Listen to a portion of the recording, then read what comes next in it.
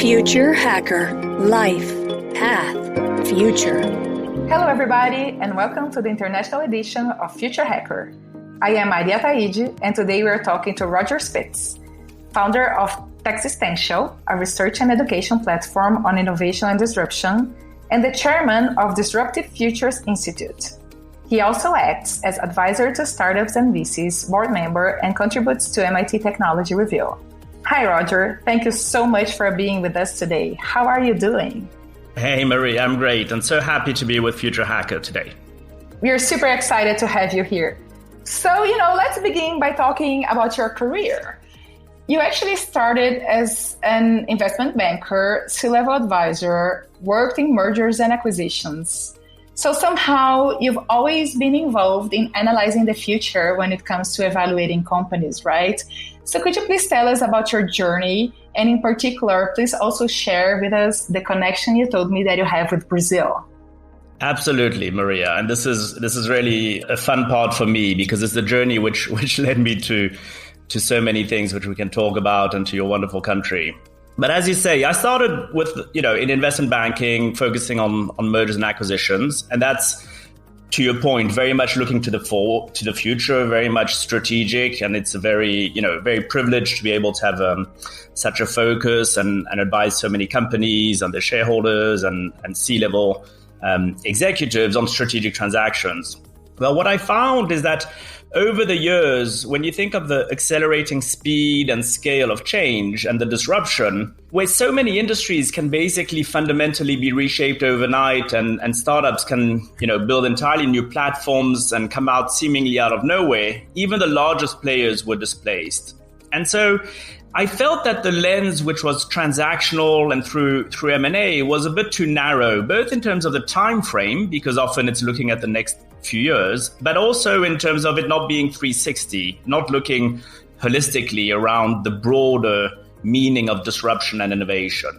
And that led me to a journey where I spent time understanding better complexity and systems thinking, and also exponential technologies and artificial intelligence. And I found that foresight and futures is what really allowed me to connect the dots and to have an umbrella where I could think about much more broadly transformational change. And I decided to professionalize that initially with the Institute for the Future in Palo Alto, and then academically as well with the University of Houston, which is one of the leading courses and professors around foresight. That's the little journey in terms of my professional focus and where I'm at today. In terms of Brazil, you're right. I have very strong links with Brazil, and it's a country which I absolutely adore. I wish now I was on the beach of Rio and having my bowl of acai. But there's a personal and a professional link to Brazil. On the personal side, my wife Emilia is actually a carioca. My parents-in-law are in lockdown in Rio now, and my brother-in-law as well, João. And visit very frequently over the past 20 years, probably visited Brazil 25 times. And we have a lot of friends in the US and globally who are Brazilians. And professionally, historically, I've worked a lot with the Brazilian companies and transactions in my investment banking days. But even more recently, I work a lot with Startse and a lot of their events. And so day to day, I probably have calls or meetings through Zoom with Brazil every week or two. Great to know that you have so deep connections in Brazil. You have family here. That's awesome. And, hopefully you're going to be able to come back here soon. We all hope, right? I'd like to begin by talking about technology innovation and how to balance it with ethical discussions and market regulation. So companies in the US are holding back on some developments like facial recognition, for example, while countries such as China that have fewer regulations or safeguards are investing heavily in those technologies. You mentioned a cyber cold war. So how to deal, on one hand, with the speed of innovation, and on the other hand, the slownesses of the systems? As you say, we're not good at processing exponential, right? Yeah, so this is a pretty important question because it touches the heart of privacy, ethics, and such fundamental topics for society as a whole and for every single individual. So we need to be very thoughtful in terms of what it means for privacy and ethics. And I think a lot of this has to do with the choices we'll have ahead of us. And, people like Yuval Harari, whom I adore, warns us a lot and writes very well about the risks around the fact that human beings have now become hackable and the fusion with technology and biology. When I look at the developments you're mentioning and the choices society can make, I think it's important to err on the side of caution and protection for privacy and ethics. But within that, I do think about two aspects nonetheless. The first one is whether actually we are as thoughtful in terms of privacy and ethics as some would lead us to believe. And what I mean by that is when you look at today, the Western world and the response to the pandemic, just simply in terms of tracing, testing, how organized the quarantine is, in a way, it's pretty chaos and random, right? I feel that there's no concerted decision-making and clarity in terms of the tracing. The technology is there to do that. You see, China is very well organized in terms of tracing. And some might argue, and I'm not saying that I feel that we're doing the wrong thing, but some people think it's just a question of, China is going the way which is very, without safeguards and they're doing what they want. And fortunately, we're being very thoughtful in the West. For tracing, for instance, I'm not sure it's the case. I think the West does have an issue still with privacy and ethics, and I still think that is not well protected. And at the same time, I wonder whether sometimes you end up having the worst of both worlds. In other words, we're not using technology in the right way for the tracing, for managing better the pandemic. And at the same time, you're using the excuse of privacy and ethics, which is essential, but effectively we're not protecting that privacy, and we're not either getting the benefits of the technology, and therefore it's all over the place. So that's the first level at the individual level. And then the second point I would make just briefly is geopolitically, which is, of course, Microsoft and IBM and Amazon, it's very important and it's great that they're rethinking and pausing on, AI facial recognition, for instance. And there's a very strong debate around that, and they're right to be cautious until they understand how that will be used. The only thing I would point out is that when you look at the population of 1.5 billion people and the fact that there are no restrictions in China, the fact that Chinese R&D is pretty much similar to the US at, not far from $600 billion, and that China will be racing ahead, what does it mean on the global scale when you have one country which is just so ahead in terms of AI? And how does the world manage that? And just anecdotally, I would mention that the UK and the US actually signed an alliance to combine AI research precisely because of this issue, which is how do we manage the geopolitical relative competitiveness in terms of AI, especially in relation to China. Oh, that's really interesting to know regarding the UK and the US. And, definitely it seems that there's no easy answer, right? Just to repeat something that you said that struck me. So we are basically not using technology in the right way.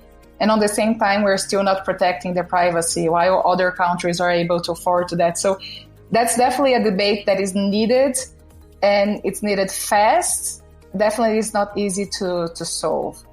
Moving forward, with the trade and technological war between the US and China, how do you see countries like Brazil turning this into an opportunity to supply products and services to the US? So, while we may not ourselves be the best example of innovators compared to other countries, you mentioned that you see a lot of potential in Brazil due to our creativity, our ability to improvise, which I hope it's in a good way, and to deal with the unknown. With the right investments, could we take this opportunity to fill this gap, and how? You're right, Maria. I think there is an opportunity for Brazil to play an even more important role on the world scene, and including with technology, with innovation. I personally find that Brazil is already very good at being quote unquote neutral partner, whether it's for China, for US, for Europe. And that's not new. We've seen it in many different areas. With certain constraints in Europe, such as GDPR, with increasing national sensitivities globally, And given the size and the strength of Brazil in a number of segments, I think it is a good time for Brazil to try and play that neutral, trusted partner, in a way the Switzerland for technology. So if you focus on areas where Brazil is already very strong, not least fintech and agtech and digital media and some others, this for me is a unique area for Brazil to play that neutrality. I guess the one point I would mention as a sort of closing, and that's following some of the debates around Embraer and the US, is to make sure that when Brazil is able to achieve the leadership in certain segments and have these great companies and play that Switzerland for technology, that it still keeps its own personality and nationality of these technologies and doesn't just sell out to the highest bidder or to the US. Yeah, that's definitely a good point that you raised. I do agree with you that we're so strong in some fields, like I mentioned, the fintech and the agrotech. But on the same time, unfortunately, we still need to develop, on my view, the most important thing, which is the education part and investing in education, in science, and in technology. So as much as we are trying, and we globally, I would say, trying to hold some founders and developers accountable for the consequences of their innovation on our lives, as we could clearly see in the social dilemma, it just seems to me that having access to quality information about innovation is still a luxury for few.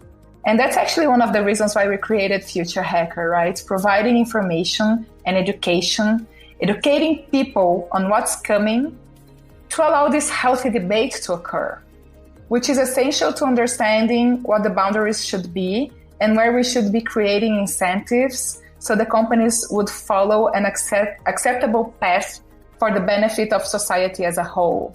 Shouldn't we make it an obligation for high schools to add to their curriculum basic education around digital, the use of data, and social media? Really the basic knowledge so that the young generation understands what's behind this new exposed life that they have. What are the implications? What are the consequences of that? Just for the sake of safety, mental health, and also maybe as a seed for future innovators to solve the current issues we currently face. I agree. There's a lot to unpack in what you've said, but these are so important points. And one of the ways I look at it when you're talking about education is to think about what the focus of the educational system is. And it's not just a concern for Brazil. I think institutions for education worldwide are doing one thing more than the other, which is looking to the past versus looking to the future.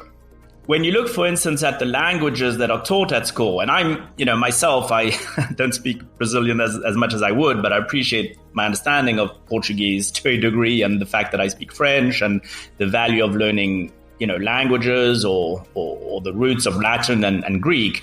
But I do also wonder whether data itself should be treated as a language and should be taught at school as a language. You need to decode what free means, quote unquote, free being, to use the terms in Social Dilemma you referred to, if it's free, you are the product, right? And teaching data literacy, which is, you have data that brings information, it brings knowledge and insights, and those insights are monetized. And you have the privacy and the surveillance and the ethics issues we debated. And then we have the fact that you can hack a body because your bodies are becoming biodigital and you can replicate data. And you can also have all the bias, a lack of interpretability of what's the correlation versus the causation, the integrity of the data itself.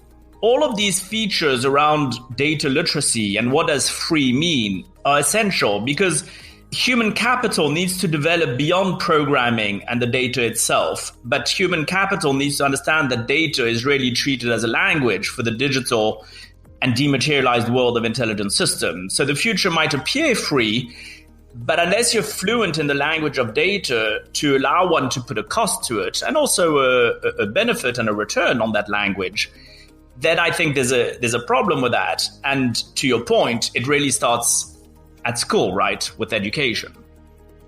Exactly. And I completely agree with you. Schools are currently looking to the past instead of looking to the future. That's a perfect way to put it. Continue about this subject. It makes our system, our education system, so archaic. Besides not being able to look at the future, is basically we are taught to just resolve questions which there are specific answers that are already known. You talk a lot about your experience in Israel, which is a huge pull for innovation. It has an education system that is focused on problem solving, critical thinking, curiosity, collaboration, and comfort with ambiguity. And those are all skills needed by future leaders. So what does it take us to upgrade our educational system to that? And do you think that both Brazil and the US have been neglecting the democratization of education? This is an area for me which is really the root of some of my greatest concerns. You know, as we've been discussing in the past few moments together, it really does start in the playground. It starts with education, right? Of course, Israel is an extremely creative country, and you're right. I try and observe how they function and what that derives and brings, and that's an interesting topic. But you also have countries like Finland or others where you can see, even without it necessarily being the same connotation in terms of breakthrough technology as Israel, where they're able to have very advanced, very differentiated educational system, which is more adapted. I worry sometimes, in particular for the US. I think that, not that I'm more worried about the US than the rest of the world, but just to answer your question, first talk about the US, I wonder whether education is a little bit like the healthcare system in the US, which is there are too many organizations and companies which actually benefit from the system remaining as it is. In other words, the problem is that they benefit from this. They benefit because poor education means that they can get extra tuition and private universities and private organizations. And they have their accreditation system, which is very onerous and very antiquated, but which keeps a lot of people busy and brings them revenue. I see four elements to really change. I think the first one is the awareness of there being a problem. I personally think that the US is aware that there's a problem, but they're not necessarily willing to change it. Brazil, I don't know. I think it may not be as simple. I think there might be a lack of awareness to a degree by some of the decision makers. So the point number one is the awareness. The second point, which is the willingness to change. And then you need the third point, which is the agency and the perceived ability to actually drive change. And then the fourth one, which is often very difficult to achieve, is the alignment of all the stakeholders, of all the decision makers who can actually make that change happen. But in the end, it's who's interested in keeping the system as it is or in shifting the system, right? I think in time, we're starting to see, and we'll see the democratization and Darwinism, which will bring the right educational models. As people build their portfolios of careers, of skills needed, they'll see what works for them because it is democratized. You can have today with a smartphone in Bangladesh or in a remote part of Brazil or anywhere in the world, pretty much as much information with 5G as a Harvard professor. And companies like Google and many others are building their own reference and educational systems, which they're offering at much more competitive prices. The problem is, how long does it take for the world to be aware of what's required, the willingness to use and adopt a different model and to make those changes, whether it's the youngsters who are going through the education, the parents who are, and others who are supporting them in those decisions, and then ultimately the demand side, which is the companies and organizations which are willing to employ a certain type of skill. This is a topic which is very much researched by the World Economic Forum and many others in terms of the gaps of skill set and the problem with education. But it seems to be that there are a lot of wonderful reports being issued every week or two, but limited action. And that is, I think, a very big problem for humanity as a whole. That's such an important topic, and you brought us so many important information that we could actually be discussing that we could have a whole podcast about that, and it would be endless. But unfortunately, we have to end this episode. So for our listeners, stay tuned. We're going to continue this conversation in the next episode. So be right back. Thank you. Thanks, Roger. My pleasure. It was great. Thanks, Maria, for having me. Future Hacker. Life. path, future.